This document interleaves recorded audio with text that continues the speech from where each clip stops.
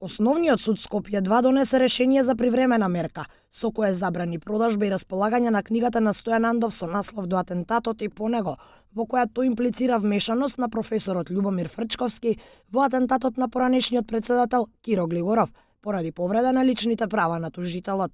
Адвокатот кој го застапува Фрчковски, Ирена Фрчковска, во телефонски разговор за 1 ТВ вели дека нејзиниот клиент претрпел голема штета по угледот и дека се задоволни од ваквата одлука на судот. Тоа решение го дозволи, сметаме дека е најисправно и во насока на делумно облажување на настанатата штета, иако таа штета не може целосно да се минимизира, бидејќи е веќе настаната, значи последиците од незиното објавување се за нас многу големи. Книгата е со една шокантна содржина, клеветите кои што се изнесени се од невидени димензии досега кажани. Од друга страна, поранешниот прв човек на законодавниот дом, Стојан Андов, за 1 ТВ вели дека ова е лош преседан на судот. Според Андов, судот не може да ја забрани книгата само поради впечатокот на тужителот.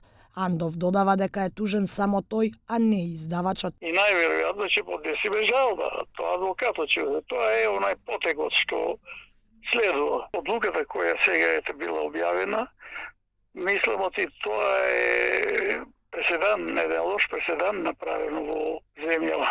Како може да забрани содржината судот може да забрани и книга на крајот на расправата, ама содржината не сме претресали ние во судот.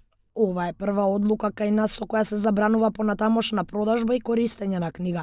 Решението на судот се однесува на сите кои вршат продажба на книгата, располагаат со неа и ја нудат на користење.